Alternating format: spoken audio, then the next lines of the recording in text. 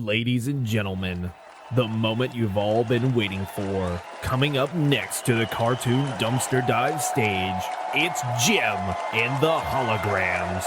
Truly outrageous.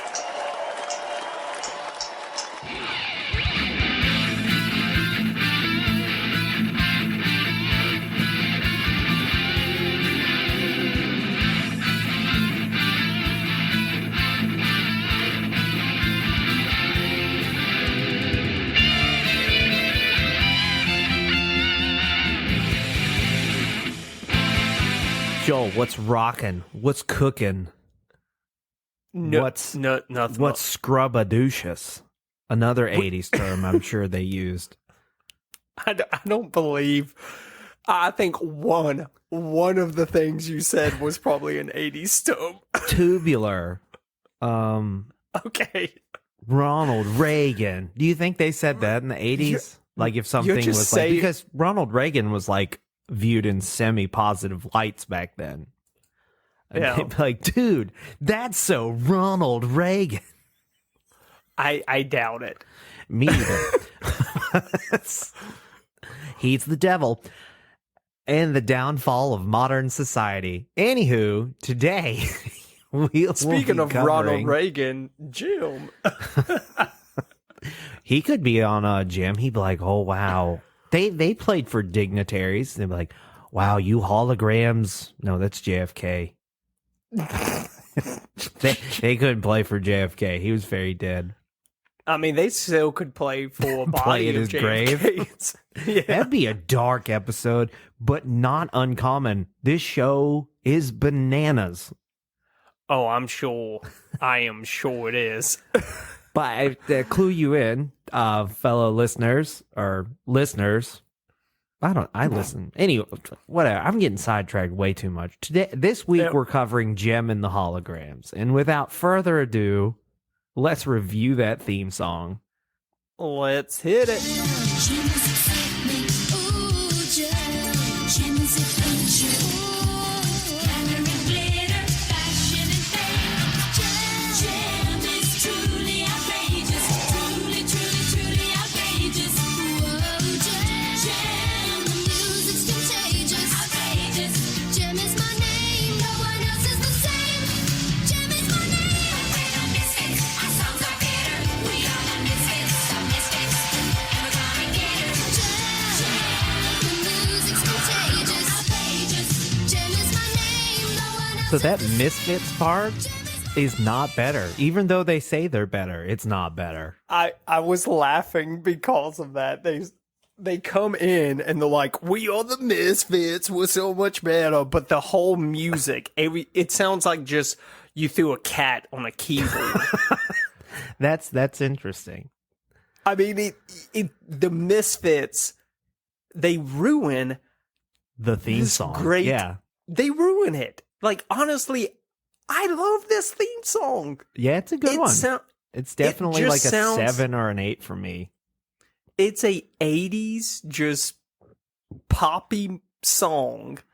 I like it, but then you bring the Misfits in, and it Much like ruins the it. show itself, they ruin everything. Andrew, Plot-wise, they're actually I- necessary in the show. Oh yeah. I'm gonna give this theme song. I'll give it a 7. A 7. It's Yeah, I'm the same. 7 out of 10 is good. But I'm not gonna lie. If they never threw in that Misfits part, You would have given it the 10.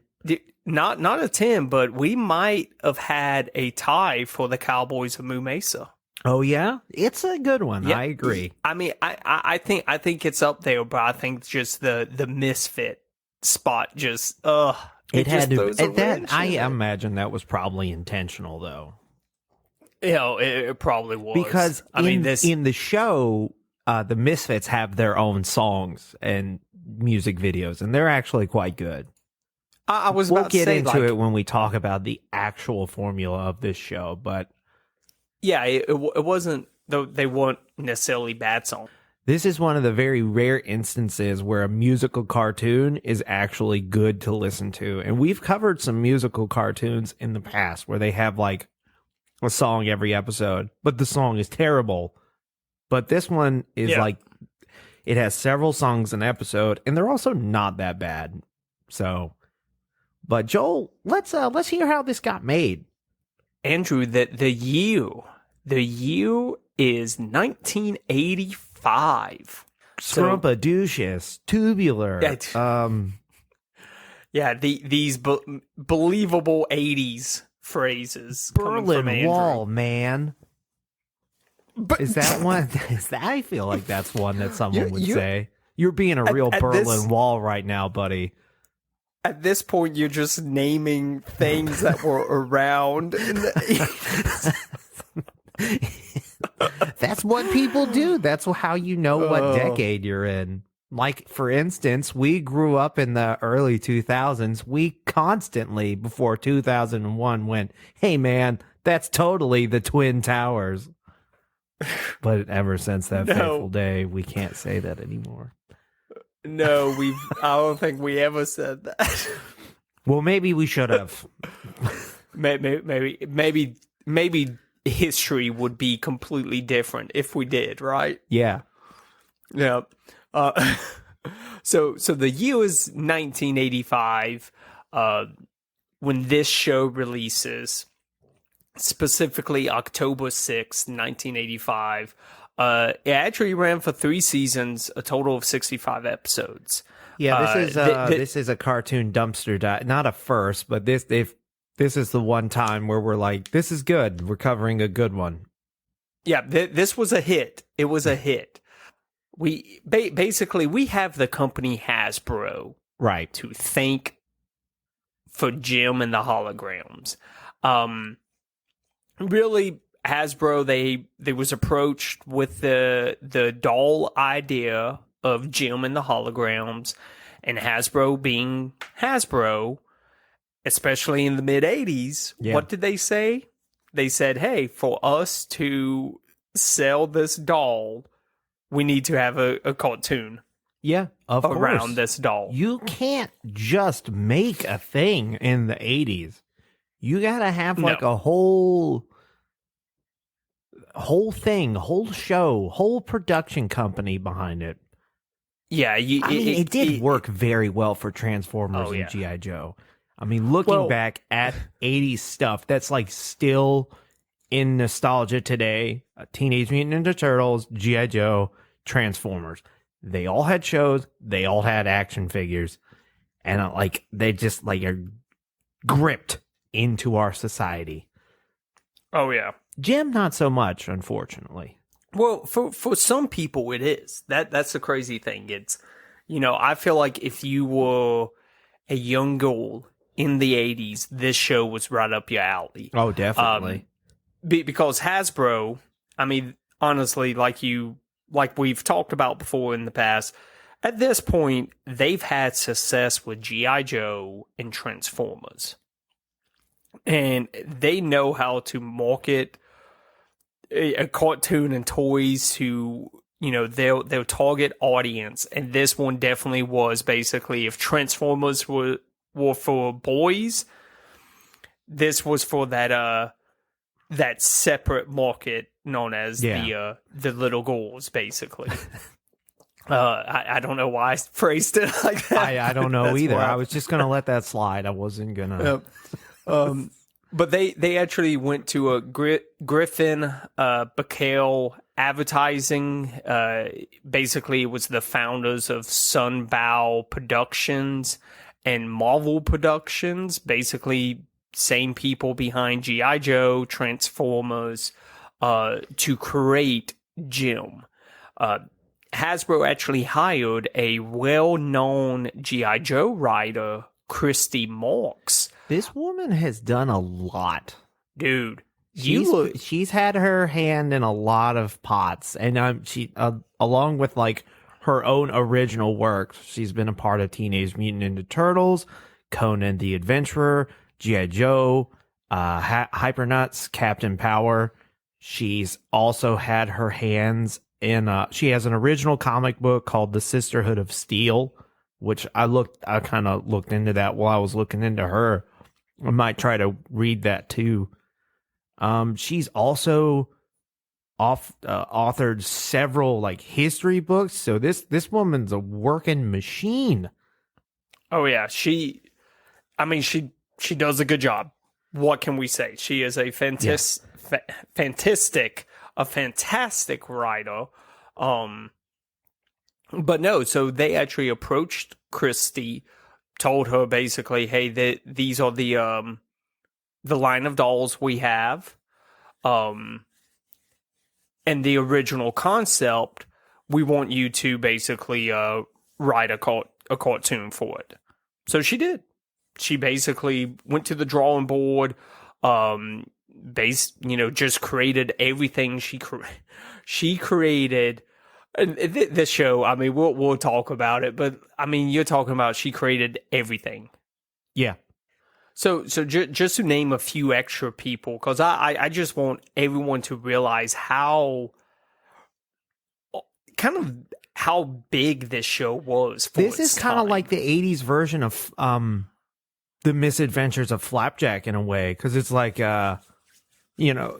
when we talked about that, we didn't realize how much, like, this show was basically the jumping off point for a lot of creators to go to, like, Adventure Time and Gravity Falls and Regular Show, but, like, they all worked on one show together, and this seems to be the 80s version of that. It's like, you look at all these people who were behind it, and they're like, they went off to do like other things that you also enjoy, but it's like Jem is kind of like not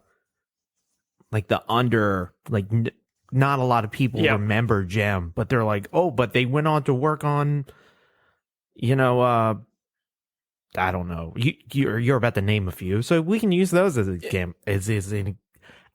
an example. Yeah. So Greg Wiseman, which, if anybody remembers, creator of the series Gargoyles. Nice. Spectacular Spider-Man, Young Justice. You got Corey Bates, who has done a lot of work on like more recent DC animated stuff, like The Legend of Superheroes, Captain Atom, Superman, Superboy. Nice. Yeah, it's just we could be here all day just talking about some of the writers who were involved who branched in this. off their career, and like Jem Good was God. just like one of the points. That's really cool though. But I thought it was pretty interesting because Marks, she actually wrote 23 of the 65 episodes. Okay, wow. That's if you think about someone that they was just like, hey, we want you to kind of create the idea of this cartoon. Like, this was the first level writer. The fact that she was still involved in 23 episodes is pretty huge. Yeah, that's true. That's really cool. Yeah. So Andrew, this show to me is pretty fascinating because it definitely used some of the popularity of its time as far as like MTV being around. Yeah. Because, each episode had almost music videos built into it. So I'm dying to find out, did the voice actors for the actual like cartoon, was it the same as the singers? Or did they have to get different people? In fact, they weren't come even in the that? same states. Okay, all right. So hit us with I them then. believe most of the recording for the voice actors was in Atlanta, Georgia. Okay. And then all of the singers almost exclusively came from Burbank, California. So, oh wow. But yeah, because there were like I think they didn't meet either, but they got the voice actors, and then they went and auditioned for people that sounded close enough to them singing. So they put a lot of work into this voice cast, especially the singing part. That is a lot of work. Shows. Yeah. But the voice cast for Jem and the Holograms is Samantha Newark is Jem and Jerica Benton.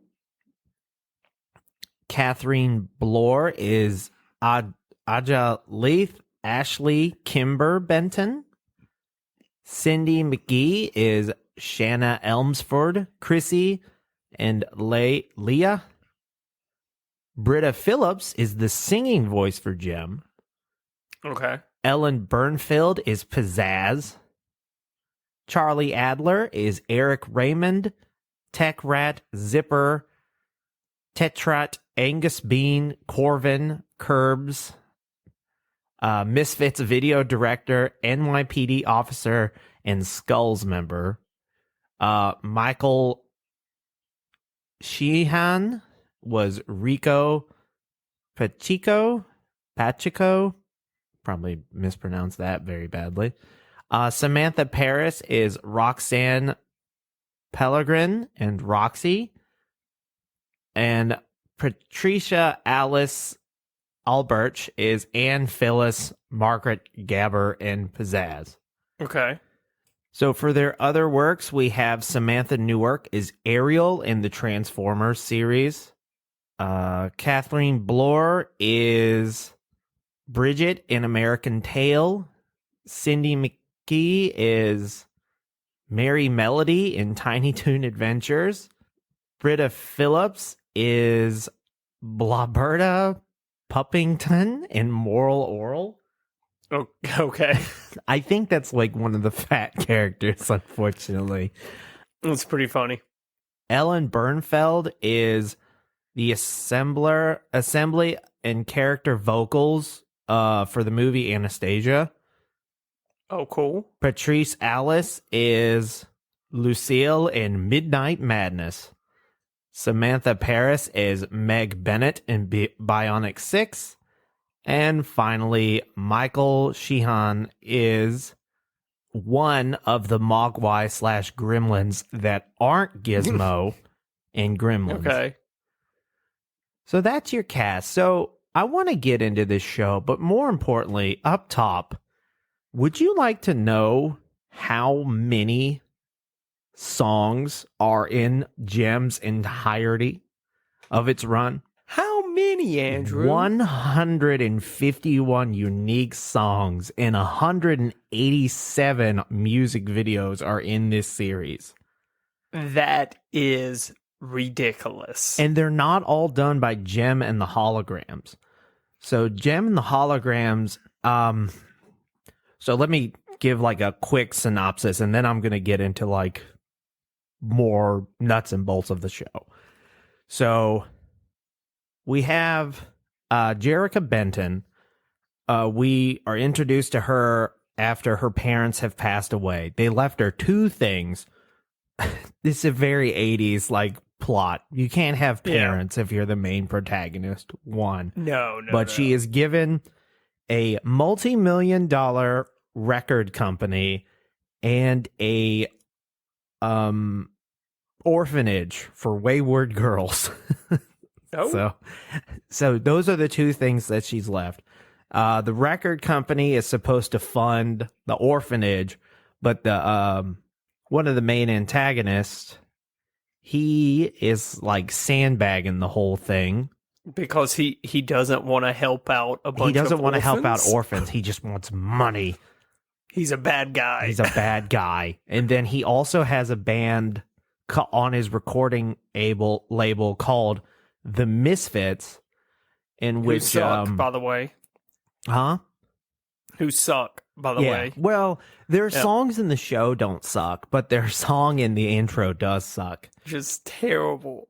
So they're like so Jem and the Holograms is like your Autobots and the Misfits are like your Decepticons or G.I. Gotcha. Joe and Cobra Kai. It's the 80s. You have to have good guy, bad guy.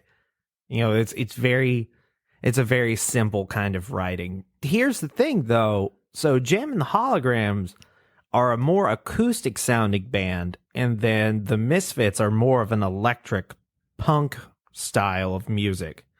So you got two Okay. different genres of music going on, and they made a very I say, a very wise decision of discerning the two bands and sounds. And then there's also a third band that shows up in the third season called the Stingers, and they're just like the wild man of the group. You know, the Misfits and the Holograms, they're at odds with each other, and then the Stingers just show up and they're like, we're fucking with everybody. I don't give a damn. We just want to be number one. Yeah, we just wanna stir the pot. Okay.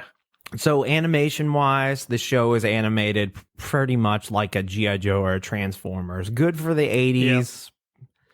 Probably doesn't age as well with modern, but that's fine. This show has a lot of heart.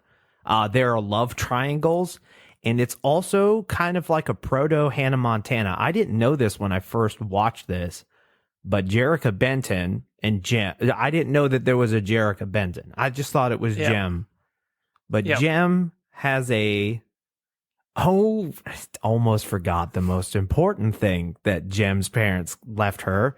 A sentient AI hologram computer that helps her transform from Jerrica to Jem. Yeah, she definitely does the Synergy. whole switcheroo. Yeah. Where she'll, by day she's what's her nuts? Mild-mannered orphanage runner Jerrica Benton, but by night she's Jem. And it's kind of like a proto Hannah Montana, right? Because wasn't that show about Miley Miley it was Cyrus basically and Hannah Montana? Like, for some reason she had to keep it a secret. And I also asked myself this question: is like, why did she have to keep it a secret?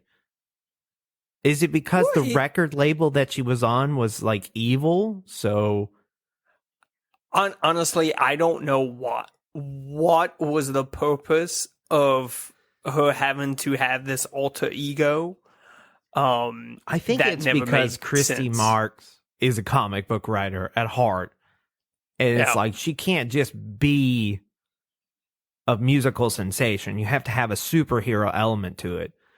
It doesn't add anything, but it also doesn't take away from it. And I think it's like, because she uses the holograms for other stuff too. But it's just very interesting that like she had to have a secret identity. It's just a very 80s thing. Like, she can't tell her boyfriend that she's Jem. Oh, don't even get me started on the love triangle. The boyfriend there are love triangle. Several love triangles. It's so stupid. Maybe she realized that, that she wanted that fame, but at the same time she wanted her privacy. You think it's like how Dolly Parton, like all that shit that we see her on is like a wig and everything, and she looks nothing like that. So I want to really talk about how this show, they make the claim that they're truly outrageous, and by God, do they deliver. The Misfits go so far as like hijacking yachts and bombing mansions to get their get one over on Jem and the Holograms. I'm like, these are just bands. They will commit crimes, crimes. At one point, this guy, they hire a hitman they go to France and they hire a hitman to push a gargoyle on Jem and the Holograms to crush them. It's just like, this is just like, when you think of rival bands, it's just like, we'll have like a Twitter war or something, unless it's like in the rap industry, then it can get kind of dark. But like these bands that are like super bubbly and happy, and they're just like, let's all sing a song and have fun, and then behind the scenes they're like trying to murder one another. Yeah, because why is it that the police aren't just like, we know who you guys are. Y'all the super popular band group, the Misfits. We know the crimes you've committed. You just like, when they bombed that mansion, there's two parts that made me laugh my ass off. The first one was the police come up to the guy who owns the mansion, which is like one of Jerica's friends of the family. And he's just like, oh, it's okay. It was just the servants' quarters, which has been vacant. Like, he had to add that part last because I'm like, damn, just the servants are like, fuck. And the second Just part like- was, I was like, did this band just commit domestic terrorism? You know, maybe Christy Morgs, maybe this was secretly her way of showing that if you are famous enough, you can get away with anything. Yeah. I mean, that you- does you- ring very true in today's. Like, if you look what celebrities like can do and say, and like people are just like, hey, maybe don't do those things. And it's just like, they're like, what the fuck you gonna do about it? And we're like, I guess nothing. Don't buy their stuff. And then people do anyway. Yeah. What just makes you think, like, if this show was made like 20 years later with like Twitter and everything in mind, would the Misfits like do something super bad and then somebody would be like, hey, I just saw the Misfits like bomb downtown New Jersey to try to kill Jim and the Holograms. We should boycott their next album. And somebody just responds, but their latest album is so good. Why can't you just separate the artist from the art? And I'm just like, they bombed downtown New Jersey. Like, you don't understand what they are doing. This is huge. They didn't.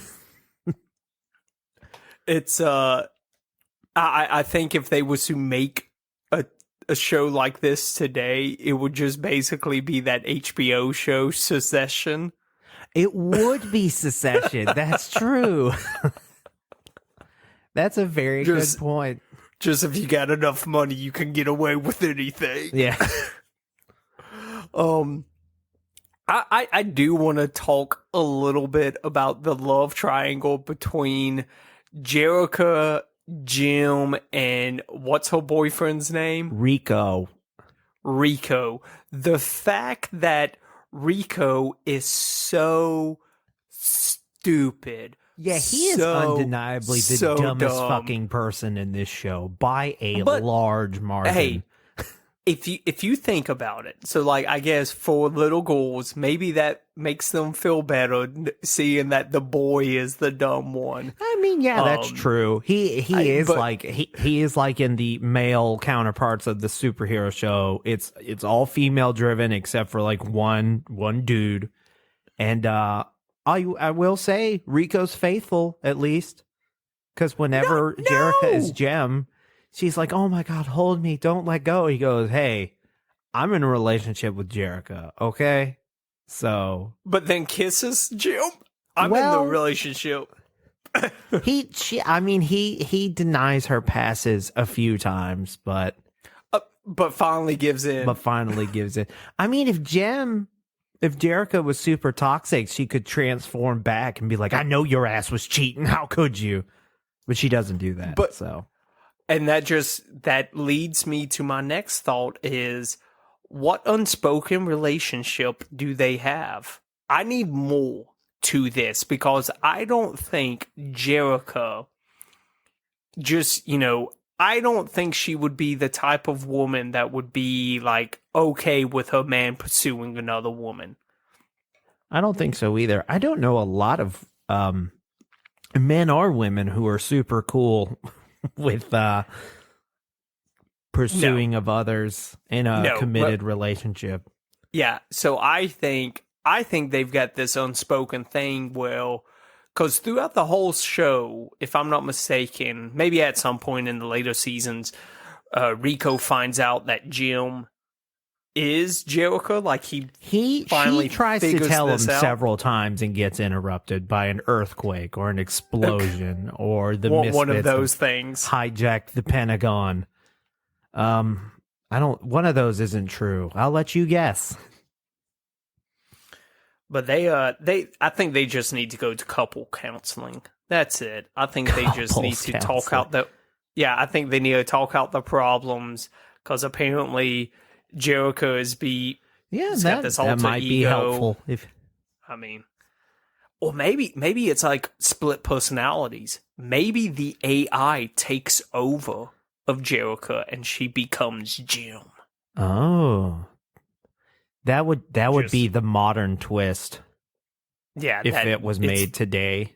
It'd be it's like all a the Yu-Gi-Oh AI's fault. situation. Like he gets taken over by instead of an ancient thing, she gets taken over by the AI. So she is completely a different person. But in the show, she's very aware that she's Jim and Jericho. Jim. Like, Yeah. she has full body autonomy, I believe. So, Joel, let me ask you something. You love the music of this show. You want to listen to it somehow, Yes. some way. But you don't want to buy the DVDs. You want to listen to them on the go. Yes. As far as I've researched, you cannot listen to this on a Spotify or a CD, maybe an MP3 if you can find a place that does that anymore. So there's only two ways to listen to it. Okay. The DVD, as I said earlier, and the special cassette tapes that came with some of the dolls / action figures, What? which I can't imagine you can just find. Oh, I'm sure it is collector items like crazy. Oh yeah, I'm sure that that's like hundreds of dollars. Let's see. Let's find out, Andrew. Oh, Okay. actually, you don't need a lot of money to buy these. They, Oh really? I found some that are for like $7-8, $15. Oh, that's not that bad. I guess it's not that much of a collector's item as I thought. No. You think it would be? Yeah, I see some going for like $25.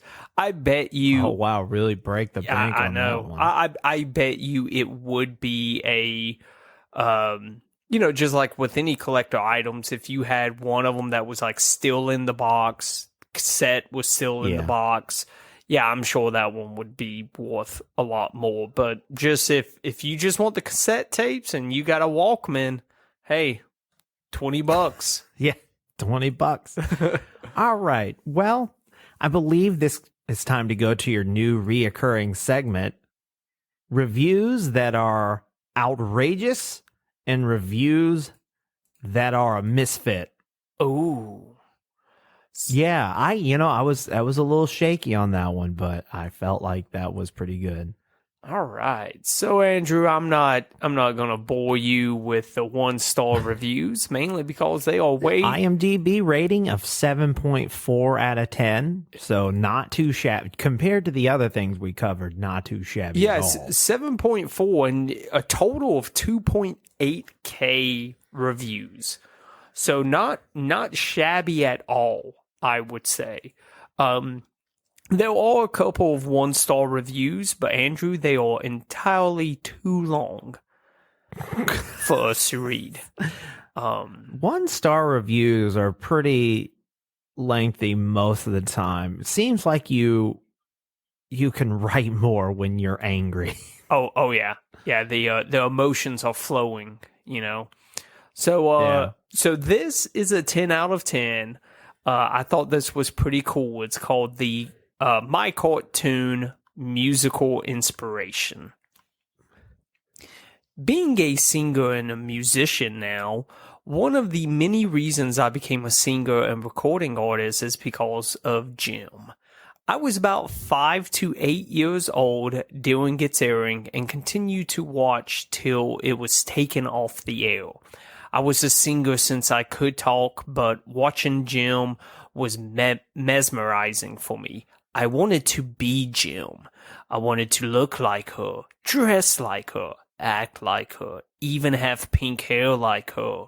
There aren't too many female-inspired cartoons out there, especially a cartoon about musicians. I thought her magical earrings were so cool, as well as her powers. Lots of great songs were recorded from the series, and I would sing and dance to them regularly. I am so glad the show was released on DVD.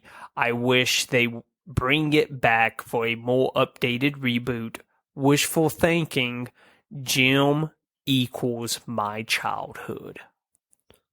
Hey, this lady, I just looked her up.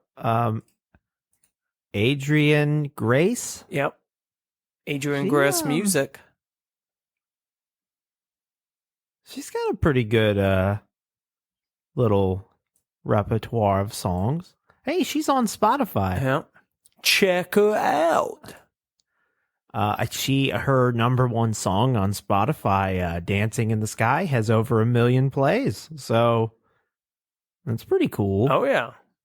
Her latest album was, I guess it's a cover album of 2017. Yeah, I'll give her a listen. Why not?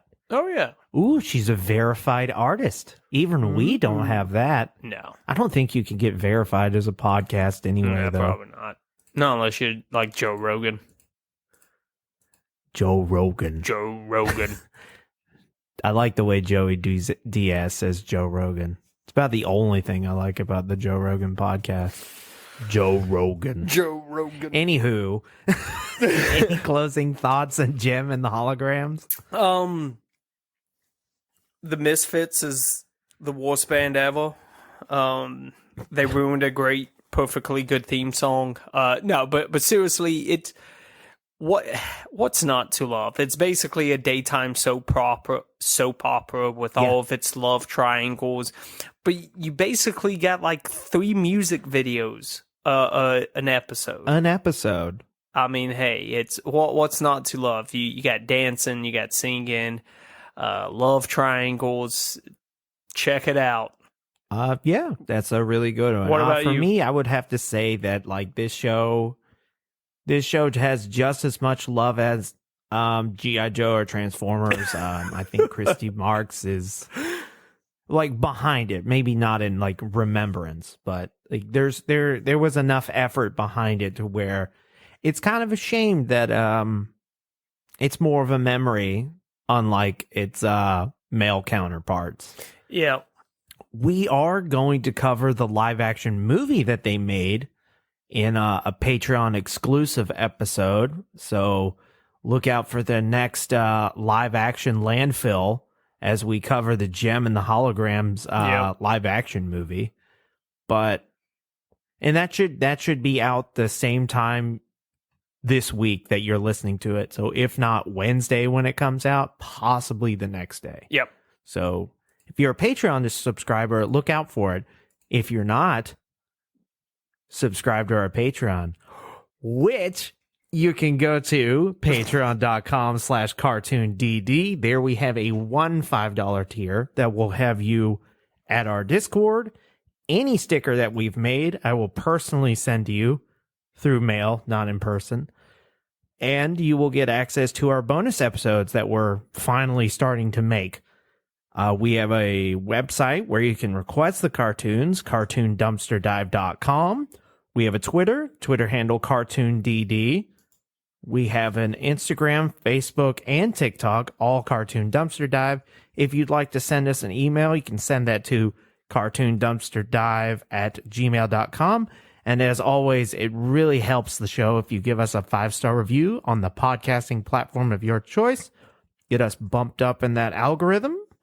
Have a truly outrageous rest of the week. See ya. See you.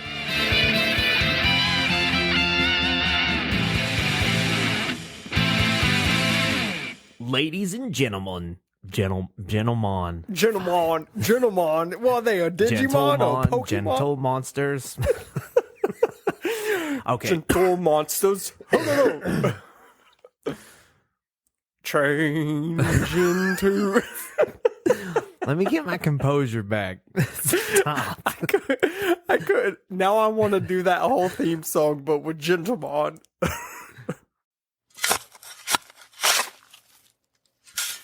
This has been a Lugho podcast.